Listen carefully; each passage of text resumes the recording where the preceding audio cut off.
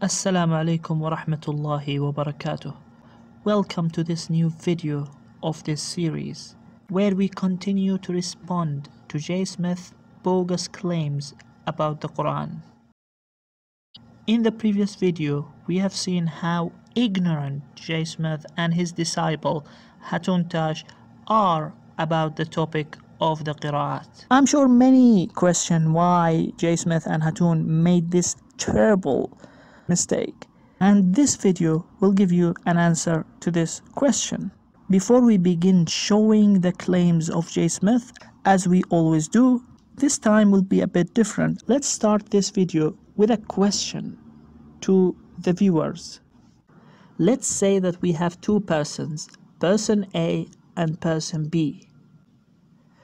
Person A made a statement to person B. Then, after some time, person A passed away. Person B transmitted A's statement to the public. So the statement he heard from A, he transmitted to the public. The question is, how many statements are there in this example? Any guesses? Let's see the answer. Only one statement. It's quite obvious, right? It is A statement which was transmitted by B. B didn't make a new statement. He just transmitted the statement of A to the public. If we want to know what A has said, we will have to go to person B. Without person B, we have no way of knowing what person A has said. It seems like an obvious answer, right? And my question is very silly and stupid. What would you think if someone answers this question in the following way? If someone looked at this example and argued that we have two statements here, A statement and B statement, what would you think? If you think that no such person would reach this level of stupidity, you're wrong. Never underestimate the genius J. Smith and Hatun Tash. For time being, let's move on, but keep this example in mind. We might need to revisit it later in this video. Now we get to the topic of this video. Does J. Smith understand the concept of Qiraat? Let's see how brilliantly J. Smith explains this topic. There are 30 that are considered to be standard, or there are 30 that are now supposedly are the standard 10. You have the 10 which are the readers, and they are Nafi and Ibn Kathir and Abu Amir and Ibn Abi al-Dimashq and Asim Ibn Abi, excuse me for my pronunciation, Hamza al-Zalyat and al-Kisa and Abu Jafar and Yaqub al-Yamami and also Khalif. Those are the 10. Those are the 10 major ones. The first 7 plus the other 3. The first 7 that Ibn Mujahid canonized in 936. Look at the date, 936. This is the 10th century. So those are the first 7 that were canonized by Ibn Mujahid. Now another 3 were then added by Al-Jazari, and he died in 1429. So you're talking the 15th century. Another 3 were added. But with each one of these 10, there are 2 narrators or 2 transmitters. And it's the 2 transmitters, which makes another 20, that gives you 30. So that's how you get 30 of these Qiraat. Now, this is the one I put together, I quickly sent to you. This is the one that looks at the readers on the left, and each of the readers has 2, we will call them disciples. But if you look at the dates, you can see some of them weren't even living when the readers died. But these are the ones who come much later and actually write down their own variants. So the ones on the left, there's 10 recognized readers. Remember, by 10th century, 936, so take a look at the dates. This is even after all of these guys are dead. 936, Ibn Mujahid only recognized the first 7. So he only recognized the first 7, okay? And that was in 936. 936, that's the 10th century.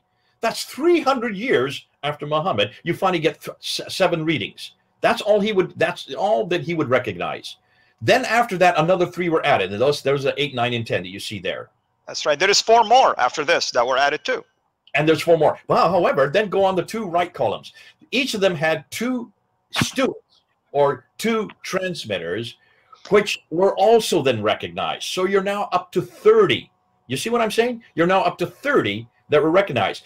So now we're talking about 30 official Qiraat, 10 readers, and 20 what we know as narrators, or what they call as transmitters. So those are, we're talking about 30 official ones that are now recognized today. The claim J. Smith made in the clip we just watched is that we have 30 official Qiraat. These 30 official Qiraat are the 10 readers plus the 20 transmitters. 10 readers who appear in this table: Nafi', Ibn Kathir, Asim, Hamza, Al-Kisai, Abu Amr, Ibn Amir, Abu Jafar, Yaqub, and Khalaf, and 20 transmitters. Next to each one you will see his 2 students. For example, for Nafi' we have Qalun and Warsh. Ibn Kathir we have Kumbul and Al-Bazzi.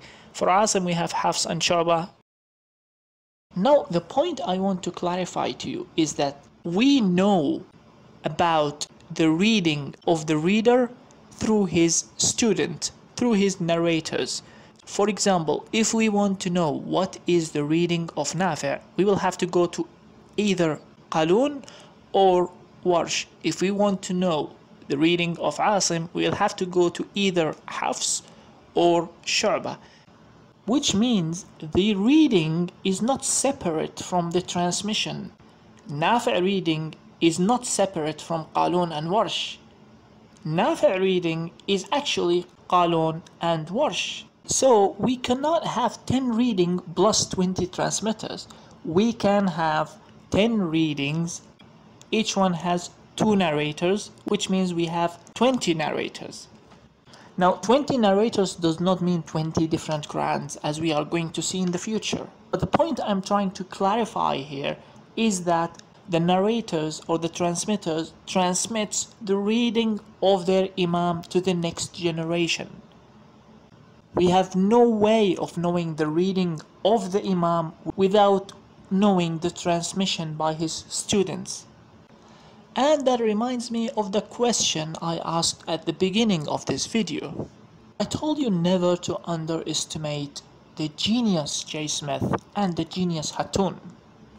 So now we understand that J. Smith doesn't know jack about the concept of Qiraat. He should be the last person to give lectures and presentations about this. And if there are some followers of J. Smith who still think that I'm not being fair to J. Smith, let's watch this clip together. We've got at least 7 versions of the Qur'an. No, we don't. No, we don't. So far, I'm we haven't had the Hafs or Warsh yet. Hafs and Warsh are not part of those 7. They're not part of those 10. Ooh, two. Did you hear this? Hafs and Warsh are not part of these 7. What does that even mean? Hafs and Warsh are definitely part of these 7. Because we have Nafi' and Asim. And as we explained, Nafi' has 2 transmissions. One of them is Warsh. Asim has 2 transmissions. One of them is Hafs. Anyways, let's carry on. So what are you saying then that we've got at this moment in time? At this exact moment in time? By 1429, we only have 10. Because another 3 were added by Al-Jasari in 1429, or just before he dies. That's the 15th century. So by the 15th century, we have 10. 10. Right, so if we've got... So are not part of those 10. Hafs and Warsh still haven't been chosen. One would think by watching this cunning, mischievous laughter that he knows what he's talking about. But to the contrary, he came up with the most ignorant statement ever on the topic of the Qiraat. I don't think that any person can come up with a more ignorant statement than this. The idea that by the 15th century Hafs was not yet chosen. You would find the name of Hafs in almost every book of Qiraat, because that's how we get the reading of Asim. We get the reading of Asim through his students, Shu'ba and Hafs. So wherever we have Asim, we are going to have Hafs. There is no such thing as by the 15th century we only had 10 And then, after the 15th century, the transmitters of the 10 were chosen. That's absolutely ridiculous. Guys, Christians, for God's sake, ask this person not to talk about this topic again because he is embarrassing you. Let's carry on. Okay, so at this point in time then that we're talking about, we've got 10 different versions of the Quran, of which out of those 10 emerged the Hafs and the Warsh, is what you're saying? They are not introduced till much later, and no one really can tell me when Hafs and Warsh, because they're part of the 20 who are the narrators. See, each one of those 10 has 2 narrators who come about 100 years, come many years later. Many of them, they never knew them because they were living too much later. They were in the late 8th and the 9th century. That they were living. So they were 8th and 9th century that they have these narrations that are different from the readers. And we have been able to find 93,000 differences. So these aren't just 1 or 2. We're just looking at 1 or 2 now.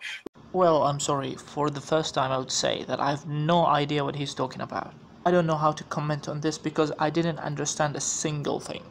Please go back and watch this, and if you can understand, let me know, because I watched this over 10 times. I didn't understand a single thing. And you can see the frustration on Bob the Builder's face. He knew there's something wrong. Let's go to the next one. Hafs and Warsh are not part of Ibn Mujahid's list, nor are they part of Al-Jazari's list. They come from another list that are added even later. So can you see what's the gap? What's the gap between? Why have no one has brought this forward? What is the gap between Ibn Mujahid and Hafs? What's the gap between those 2 points? We don't know because Ibn Mujahid is 10th century, Hafs is 796, so he is earlier than Ibn Mujahid, but he is not chosen. He is not chosen by Ibn Mujahid. Ibn Mujahid never chose Warsh or Hafs. Neither did Al-Jazari. The 10 that they did choose are not the 2 that we're using, the most common that we're using today. Really, Hafs and Warsh are not part of Ibn Mujahid's list, and they are not part of Ibn al-Jazari's list. Let's go through some of the pages of the book of Ibn Mujahid. The 7 in the Qiraat. Hafs, Hafs, Hafs, Hafs, Hafs, Hafs. Okay, that's a really interesting claim. I thought, fair enough. Have you not heard this? Bob was very gentle to J. Smith. He didn't want to embarrass the old guy. He didn't want to say, shut your mouth up. You know nothing about this topic. Why did you come to talk about it? Look at the frustration on Bob the Builder's face. Well, I had got it in my head in a slightly different order. So I thought that out of the 7 that were chosen originally, that Hafs and Warsh emerged from that 7 as part of the chain of continuation. The Hafs and Warsh, Hafs, I'm just going to give you right now, Warsh does come from Nafi al-Madina, but he is he is not the Nafi al-Madina. He is a narrator from Nafi al-Madina, who is from Medina, from the Hijaz. Hafs is from the chain of Asim ibn Abi al-Najud, who is from Kufa. So he comes as a student, but never knew him because he never studied under him because he comes too far long after him. Hafs didn't know Asim, and Hafs came long after Asim. He never studied under him. Seriously. Do you want me to waste time fact-checking that? The number of false claims in this short clip is unbelievable. The level of ignorance is unmatched.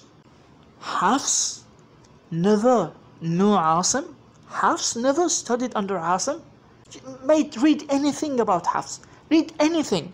Read from Wikipedia. You don't need to read a lot to know that Hafs met Asim and studied under Asim. He was even the son-in-law of Asim. And you're saying that he never knew him, never met him, never studied under him? Oh dear. With that final ignorant statement, we come to the end. Christians, please, please, please, choose the right people to represent your religion. You don't have to support every anti-Islam polemicist. even if he was so stupid and so ignorant. The problem with this ignorance that we have just seen, this interview between Bob the Builder and Jay Smith took place in 23rd of June 2020. From 22nd of May 2020, when Shabir Ali made his alleged admission about the narrative of the preservation of the Quran, Jay Smith made 10 to 12 long videos on the topic of the Quran. If we calculate the total number of hours in these videos, we will get 10 hours 30 minutes. 10 hours 30 minutes. So Jay Smith, before this clip, spoke about the topic of the Qiraat for 10 hours 30 minutes. And still, he doesn't know the difference between readers and transmitters. He doesn't know that Hafs was chosen by Ibn Mujahid, by Abu Amr al-Dani, by Imam Shatibi, by Ibn al-Jazari. He doesn't know that Hafs met Asim and studied under him. And he doesn't know that the only way to know about the reading is through the transmitters, which is really embarrassing. This is your expert. This is the big guy you are watching. If you have watched him for 10 hours, then you have wasted your time. I feel sorry for all the followers of Jay Smith, but this series, inshallah, will help you open your eyes and see the truth. Thank you very much for watching. Wassalamu alaikum wa rahmatullahi wa barakatuh.